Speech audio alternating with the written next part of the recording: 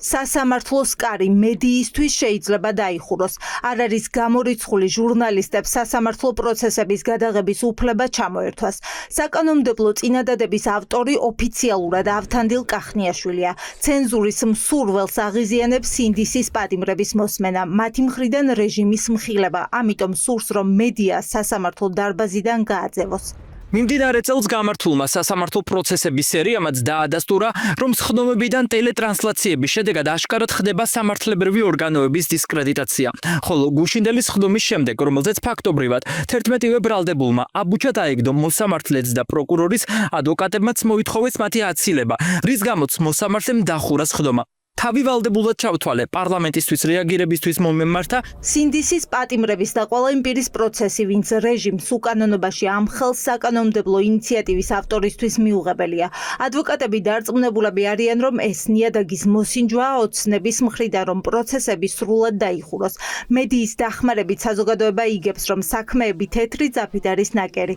ერთი და იგივე მოწმეები დახავს პროკურატურას სინდისის პატიმრების წინააღმდეგ. არ არსებობს მტკიცებულებები. ამიტომ ეს რომ საჯარო არ იყოს მედიას დარბაზის კარს უკეტავენ. ცალსახად მოტივი ამოიკითხება თავად ინიციატორი მხარისგანაც, რომელიც ამბობს, რომ და მაგალითად მოყავს 11 პირის პროცესი, სინდისის პატიმრების პროცესი.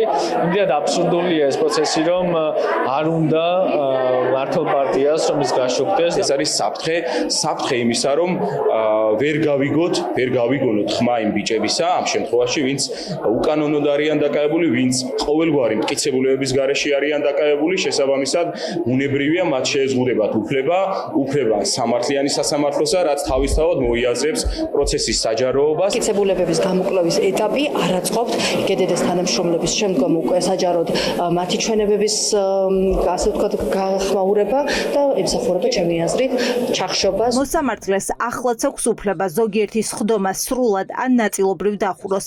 მაგალითად დახურულია კომერციულ საიდუმლოებებზე პროცესები, ის საქმეები, რომელიც არასრულწლოვნებს ეხება, ამიტომ დამატებითი შეზღუდვები მხოლოდ სასამართლოს სრულად დახურვას ემსახურება. ხომ არ არის ეს ინიციატივა შეთანხმებული ქართულ ოცნებასთან? ივანიშვილის გუნდის წევრები დილიდან ურთიერთგამომრიცხავ განცხადებებს აკეთებენ. ვერ გეტყვით ამ კონკრეტულ ინიციატივაზე, როდესაც მოხდება მისი ასე ვთქვათ, ის პროცესი დაგვეწერება და მისი განხილვა, მხოლოდ ამ შემთხვევაში ჩვენ შევძლებთ, რომ კონკრეტული სრულფასოვანი პასუხი გაგცეთ. ესეც ერთ-ერთი იმ წინადადებასგანია, რომელიც დღის სინათლეს არ იხილავს. ყოველ შემთხვევაში ჩვენ არანაირი საუბარი განხილვა ამ თემას დაკავშირებით გუნდში არ ქონია. ამიტომ არაფერს არ მართულებით არ ვაპირებთ, არანაირი ცვლილება არ იგეგმება, თუმცა ნახოთ ჩვენ გავაგრძელებთ დისკუსიებს, საუბარს ამ თემას. არ ვიცი, ეხლა აღმოჩნდეს და ამიტომ გამიჭირდება დეტალებში შევიდე. მედიისთვის აკრძალვა ვიდეო და ფოტო გადაღების თქვენი აზრით? ნახეთ როგორ არის სხვადასხვა ქვეყნებში სხვადასხვანაირად არის, ასე რომ ესეც არ არის პრობლემა. რას ნიშნავს, როცა ხელისუფლება სასამართლო პროცესების გაშუქებას ხურავს?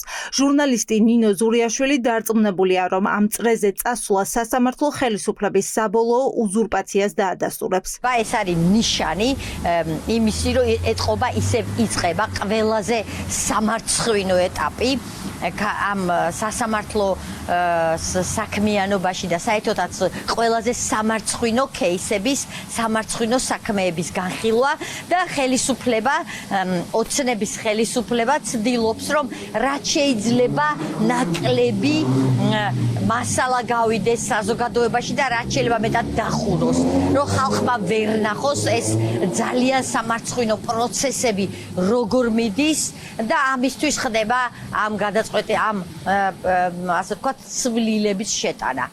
ნახოთ როგორ წავა, მაინც შევეცდებით, რომ მოსახლეობამ გაიგოს რა ხდება სასამართლოში. საკანონმდებლო წინადადება უკვე დარეგისტრირებულია, წამყვანი კომიტეტიც ცნობილია. იურიდიულ საქმეთა კომიტეტმა უნდა იმსჯელოს, რამდენად ღირებულია ეს ინიციატივა და იქცევა თუ არა საკანონმდებლო პაკეტად, რასაც უკვე პარლამენტში განხილვები და კანონად დამტკიცება მოჰყვება.